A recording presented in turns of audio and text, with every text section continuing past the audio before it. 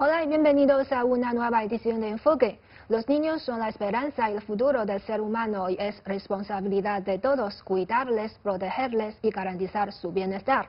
¿Cuáles son los derechos de los niños y cómo podemos crear una sociedad amigable para ellos? Para hablar de estos temas, hoy en el estudio contamos con la presencia de dos invitados. Señor Julio Banduro, profesor de la Universidad de Estudios Extranjeros de Beijing, bienvenido. Muchas gracias por la invitación. Y también nos acompaña el señor Wang Lu, periodista de la Radio Internacional de China. Bienvenido. Mucho gusto. Bueno, los niños son una parte muy importante de nuestra sociedad, pero a veces sus derechos suelen ser ignorados. Entonces, profe Julio, ¿qué aspectos creen que abarcan los derechos de los niños? Bien, no solamente son ignorados, ¿no? Sino también son violentados en diferentes países del mundo, y son en estos países donde se presentan conflictos bélicos o crisis seria de carácter político, económico o social. Es ahí donde los niños son violentados en sus derechos. Los derechos de los niños básicamente están recogidos en dos instrumentos o dos documentos internacionales que han suscrito los países miembros de las Naciones Unidas.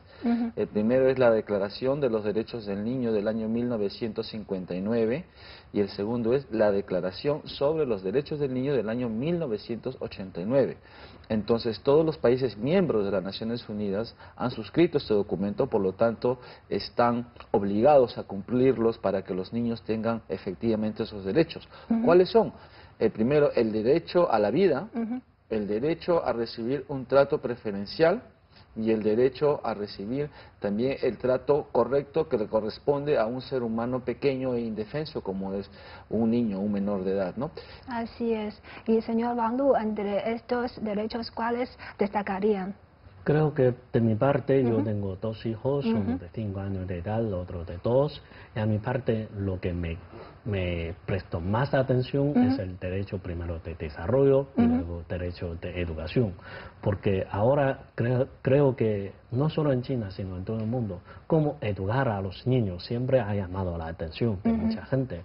Porque hoy en día vivimos en un mundo muy variado y siempre hay diferentes fuentes de información y cómo podemos educar a los niños de distinguir cuáles son las informaciones que ellos pueden aceptar y cuáles son los que ellos tienen que negar o ellos tienen que echar a otro lado. Eso es muy importante. Y por otra parte, la alimentación para los niños se ha resuelto en muchas partes, pero el otro problema es cómo desarrollar plenamente las capacidades de los niños. Entonces, estas dos partes son lo que yo presto más atención.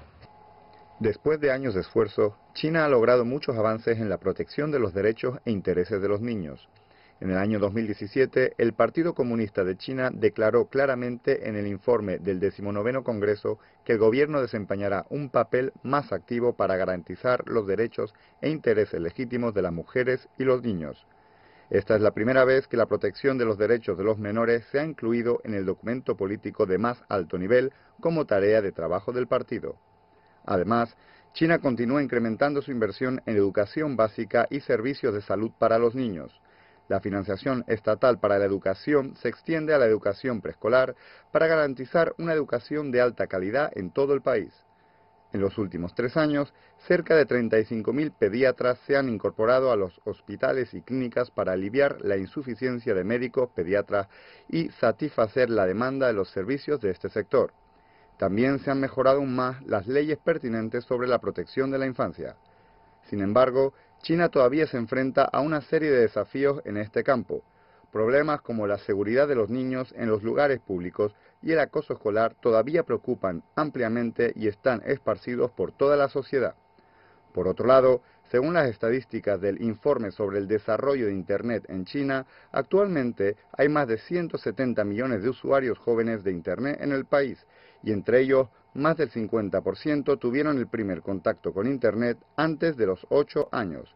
El 24% de los jugadores en línea son adolescentes. La adicción de los adolescentes a los juegos en línea se ha convertido en un desafío común para toda la sociedad. algunos padres, por falta de tiempo o por falta de paciencia, a veces dejan sus celulares a los niños para que jueguen a solas. Pero esto corre un riesgo de que se vuelvan a ser adictos a estos juegos de Internet. Entonces, profe Julio, ¿cómo debemos guiar a los niños en este caso?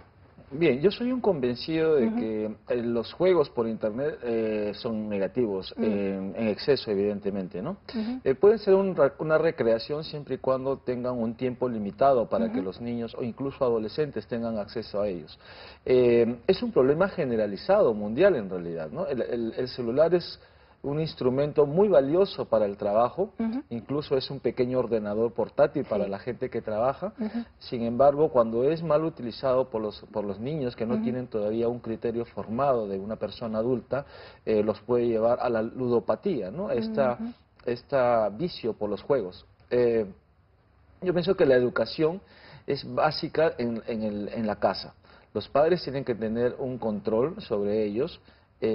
Por ejemplo, yo tengo conocimiento que mis hermanos mayores que tienen hijos no les compran dispositivos móviles o juegos electrónicos hasta determinada edad, por ejemplo, hasta los 15.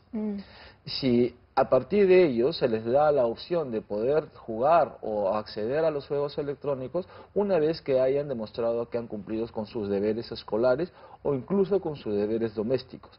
Y una vez que han cumplido eso, recién se les da la posibilidad de jugar, quizá 2 horas o quizá 3, eso depende de los padres, pero siempre conversando con el niño, es decir, dándole las razones y los motivos por los cuales tienen este tipo de disciplina. No hablarle de palabras negativas como restricción o prohibición, sino que es una disciplina, porque todo en el momento indicado desde el punto de vista pedagógico tiene su tiempo. Tiempo para comer, tiempo para dormir, tiempo para ver televisión y tiempo para jugar. Entonces, si lo explicamos de esa manera, los niños se pueden entender, porque los niños son inteligentes, no hay que subestimar su inteligencia, ¿no? El problema ocurre ya cuando los padres, por motivos laborales o por otros motivos, tienen que dejarlos. No hay un control sobre los niños, ¿no? Yo considero que igual es bastante importante el diálogo de los padres. Si yo dejo a mis niños en la casa, haciendo otra cosa, yo les tengo que conversar que es importante que jueguen, pero solamente a determinada hora del día y no más que eso.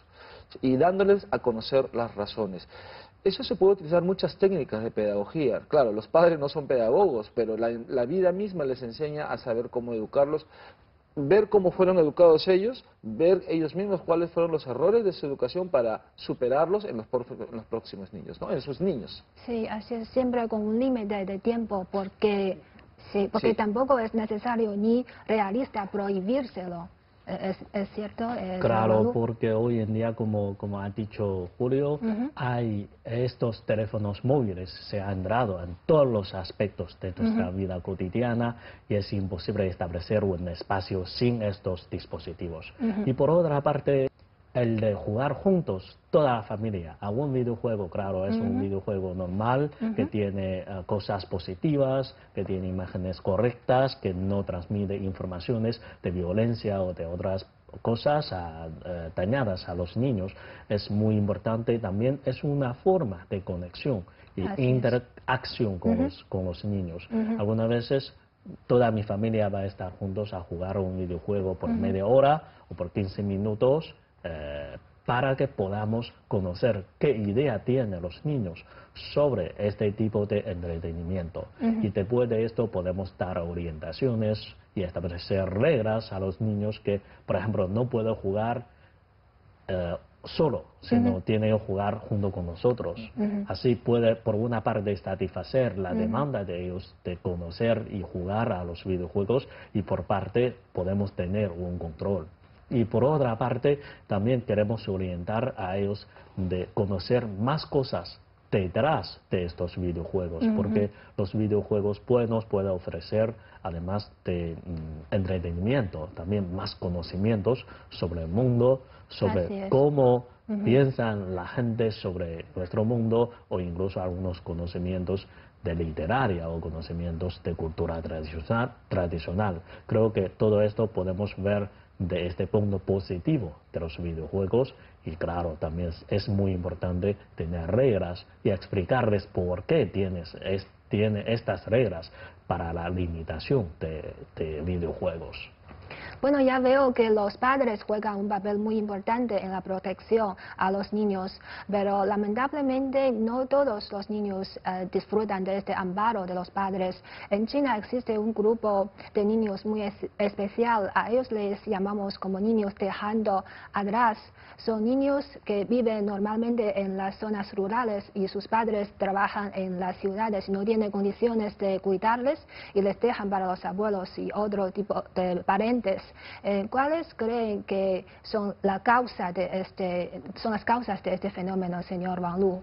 A mi juicio, ¿por qué hay este fenómeno? Se puede explicar de dos mundos. Un mundo de los padres, porque hoy en día el desarrollo acelerado de China ha producido cada vez más oportunidades de trabajo y los trabajadores emigrantes de las zonas rurales, ellos quieren ir a las ciudades en búsqueda de una mejor vida. Puede ganar más que trabajan con la tierra y puede mejorar bastante el nivel de vida, no solo de ellos mismos, sino de toda su familia. Sí, de los niños también. Sí, claro. Y por otra parte, cuando los padres están en estas ciudades, estas zonas urbanas, en las zonas urbanas no puede ofrecer suficiente recurso para recibir tanto los padres como los niños. De esta parte, ellos tienen que quedar sus niños en las zonas rurales o en su tierra natal.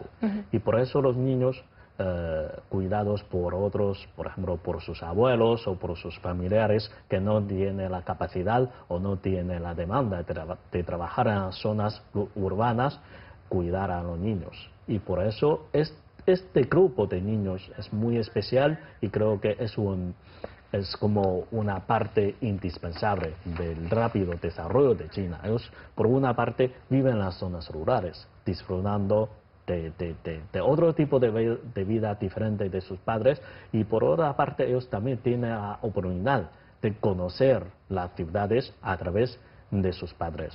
Y ellos viven en un mundo muy, digamos, muy distinto, y ellos necesitan más cuidado.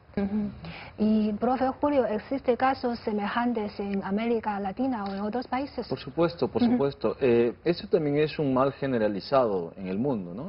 Y la razón básica, coincido con lo que dice Wang Lu, es que es el tema económico que obliga a los padres a dejar a los niños porque tienen que trabajar.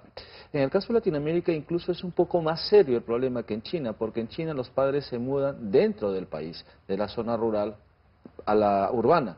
Pero en el caso latinoamericano ocurre algo mucho más lejano. Los padres se mudan del país de origen, probablemente se van a Estados Unidos o a Europa para trabajar ahí y desde allí enviar dinero.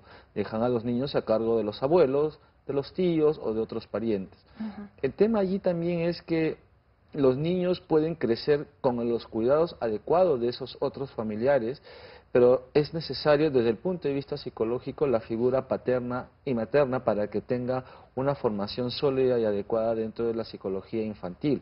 Entonces sí es necesario, yo creo que solucionarlo es complejo, porque los padres dejan a sus niños por situaciones económicas, que ya lo comentamos al inicio.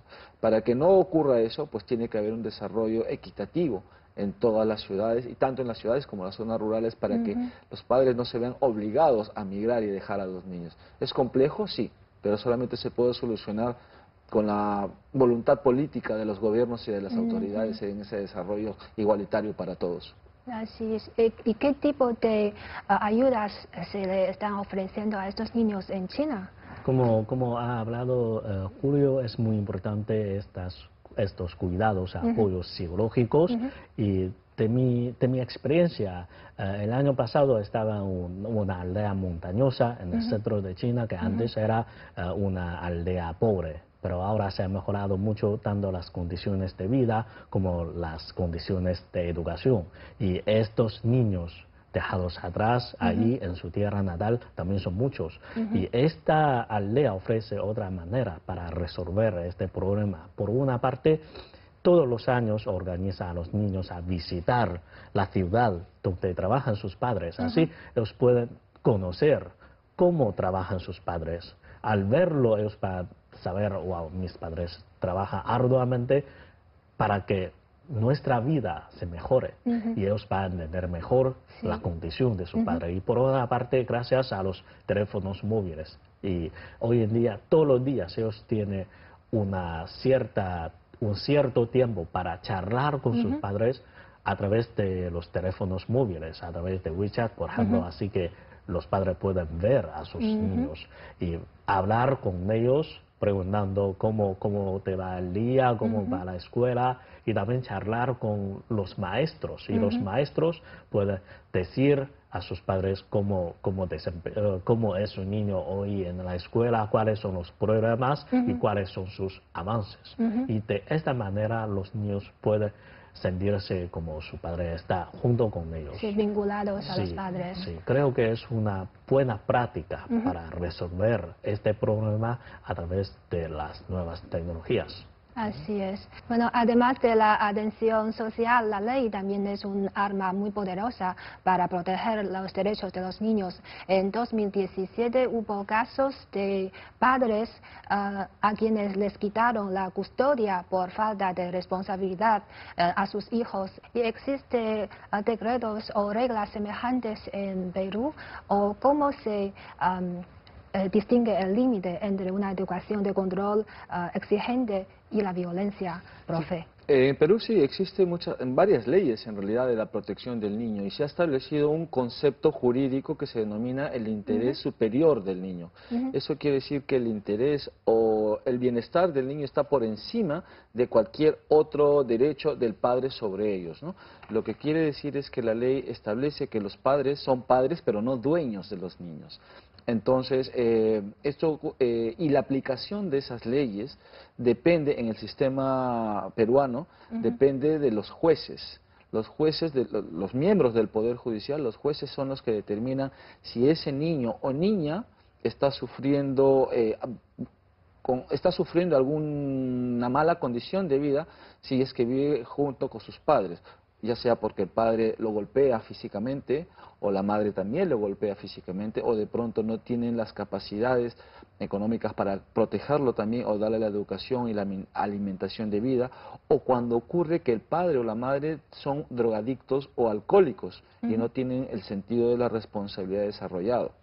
Ahora, esos niños también tienen la protección de la ley cuando alguno de los padres ha fallecido. Entonces la ley le permite que puedan ir con algún familiar, pero siempre está allí un asistente social que determina si ese familiar cumple con los requisitos adecuados para que críe a ese niño. Aparte de proteger los derechos de los niños, la ley también sirve para regular sus comportamientos.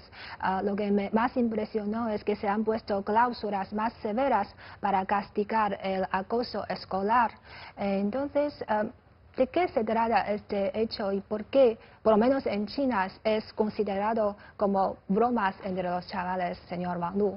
Creo que el conocimiento de estos acosos escolares también hemos experimentado un proceso bastante largo y hoy en día, gracias a esfuerzos de todas las partes, tenemos una idea más clara y más científica de esta idea.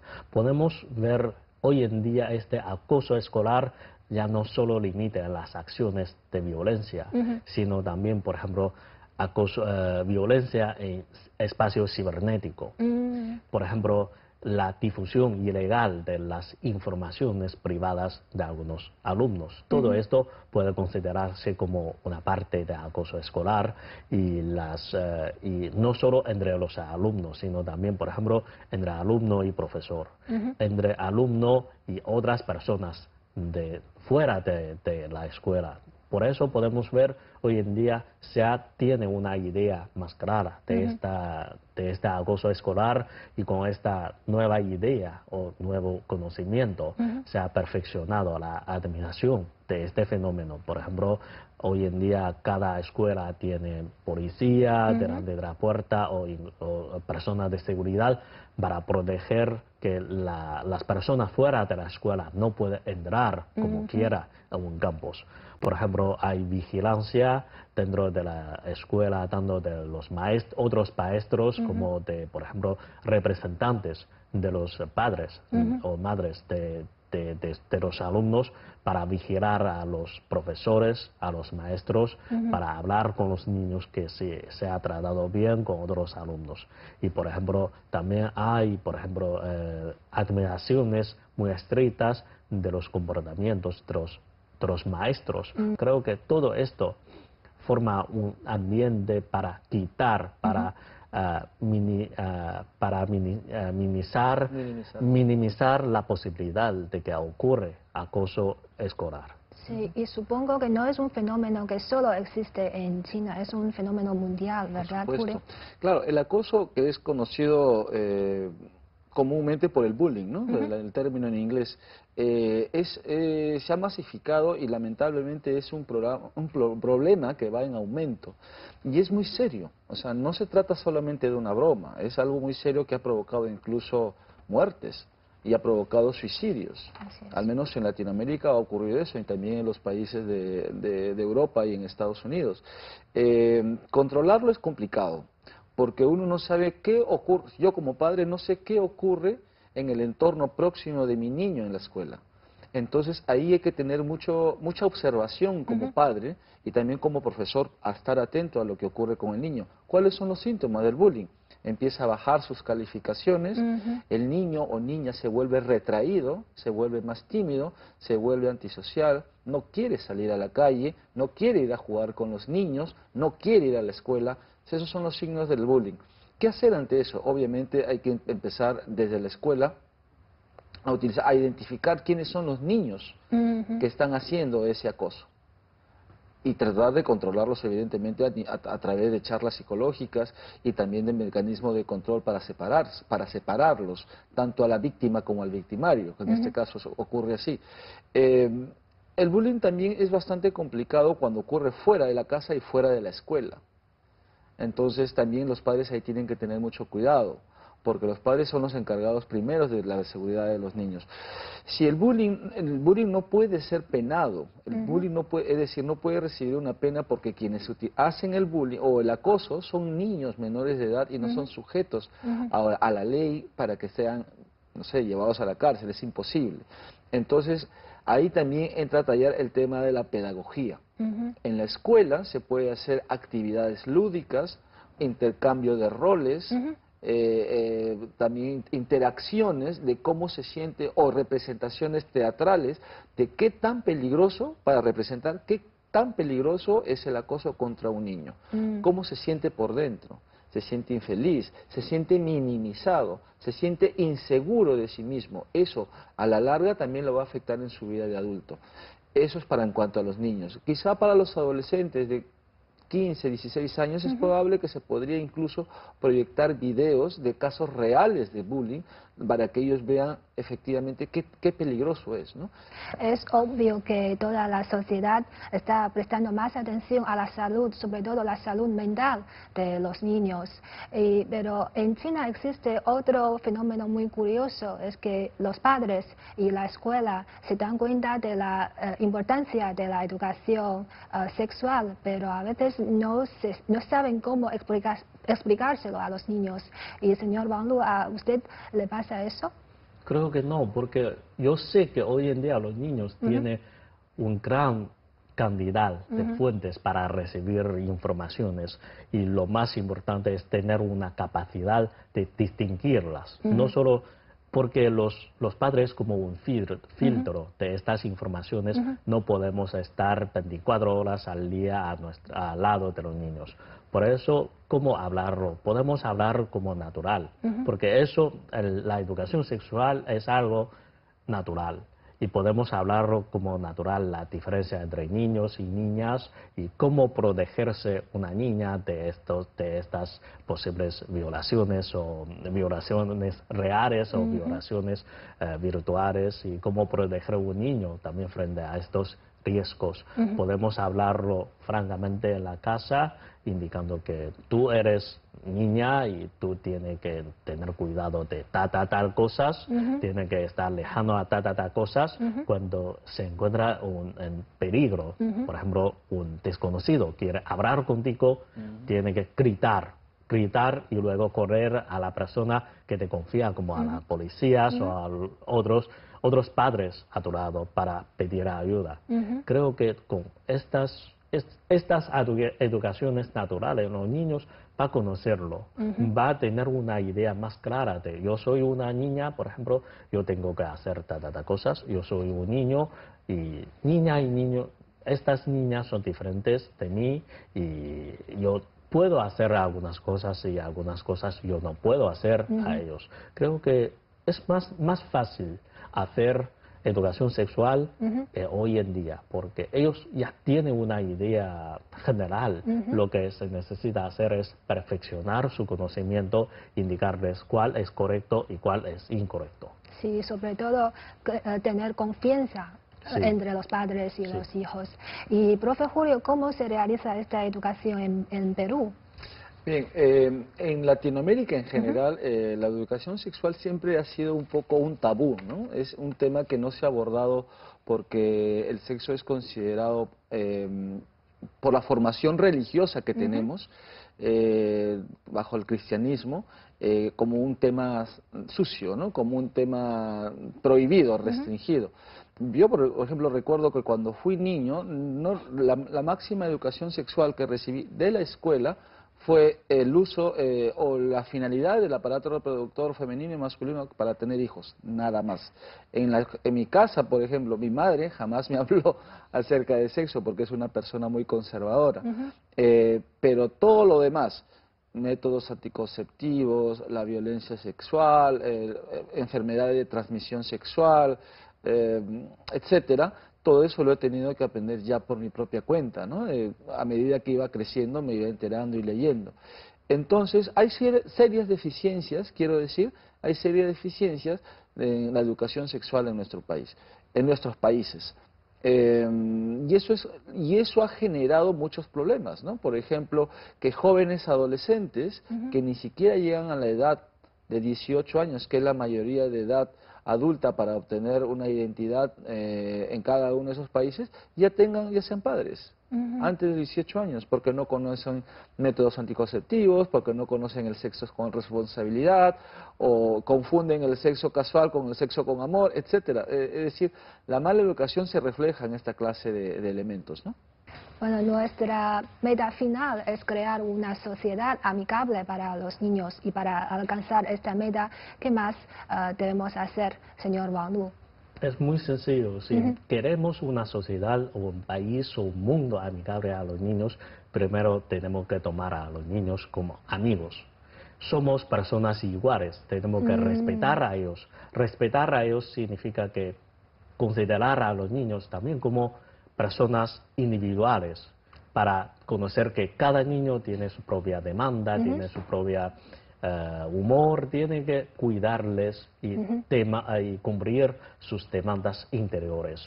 Y luego respetarles como respetar sus acciones, respetar sus decisiones y luego ayudarles a perfeccionarse. No es indicarles, no es criticarles, no es castigarlos, sino ayudarles con amor, con paciencia, con educación, con maneras propias, para que toda la ciudad somos amigos entre la sociedad y los niños, somos amigos entre el medio ambiente con los niños. Así es muy importante escucharles, no solamente darles lo que queremos, son buenos para ellos, hay que escucharles y respetarles como individuos. Y señor Julio. Sí, yo estoy de acuerdo con lo que dice Wang Lu, pero al mismo tiempo, de manera paralela, es llevar a cabo la responsabilidad del Estado, ¿no? Porque si bien es cierto que los niños, su bienestar y educación y formación y recibir amor depende de los padres, pues también es necesario tener un entorno mucho más macro, ¿no? Una estructura macro para que haya las condiciones suficientes y necesarias a fin de aplicar todas esas medidas. ¿Por qué hay tantas leyes? ¿Por qué hay tantas declaraciones? ¿Por qué hay tantos instrumentos internacionales a favor del niño en el mundo y no hay el suficiente nivel de beneficios para los niños? Uno se pregunta eso. Es simplemente porque no hay vocación política de un gobierno de aplicar eso. Porque se han olvidado, como decía Juan, que los niños son igual de importantes que una persona adulta. No podemos minimizar.